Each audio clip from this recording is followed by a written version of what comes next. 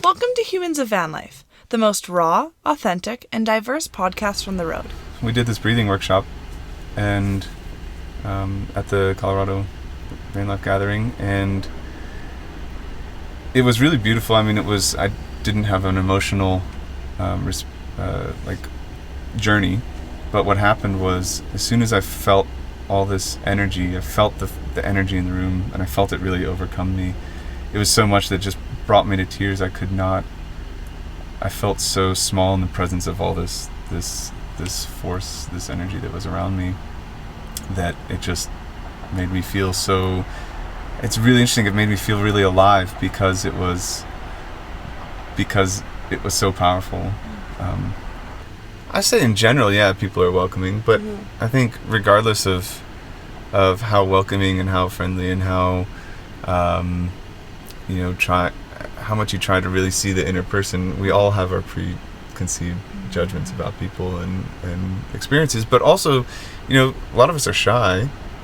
I'm not really that shy, but there's a lot of people, particularly in this community, that are pretty shy, and I know that it took me a long time traveling to finally just organically connect with someone else on the road that I didn't know. And this for me happened. I met this Argentinian guy, Francisco, in Vancouver.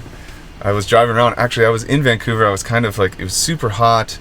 I was driving around the city, not knowing what to do, knowing what I was doing in the city. I was like, I'm just going to go back to the wilderness in Washington.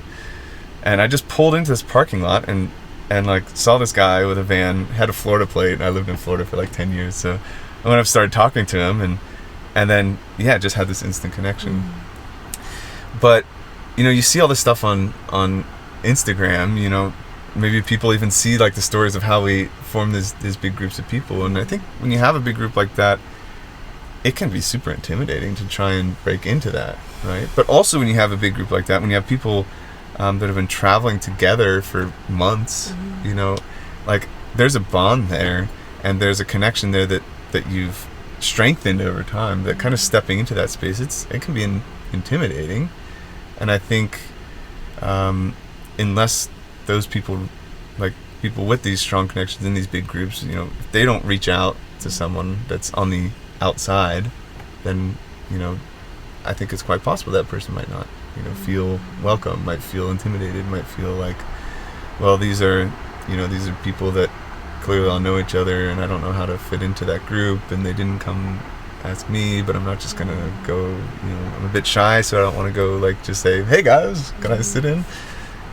I think I'd like to think that if someone came up and said, hey guys, can I sit down and hang out with you guys?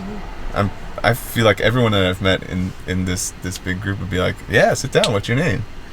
But that initial getting to that point, that takes a big leap of courage for a lot of people, stepping out of your comfort zone, and I don't think everyone's comfortable with that. So I would say on a deep level, I think people in this community are accepting and are welcoming, but sometimes the social constructs we put up in these environments can cause someone to not feel as welcome. Do you think there's something we can do to break down the social constructs?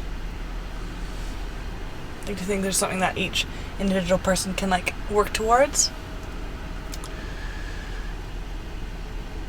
Yeah, I think people can try to go out of their way to make someone feel welcome, but that's also effort on that person's.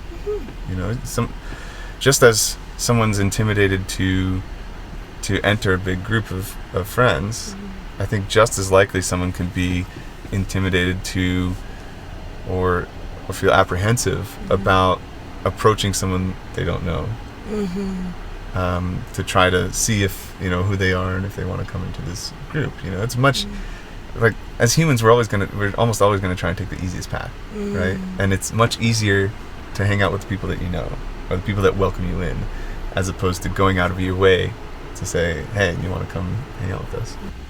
If you liked this episode and others, Please leave a review on Apple Podcasts or wherever else you listen. It helps others find this podcast and it helps us succeed.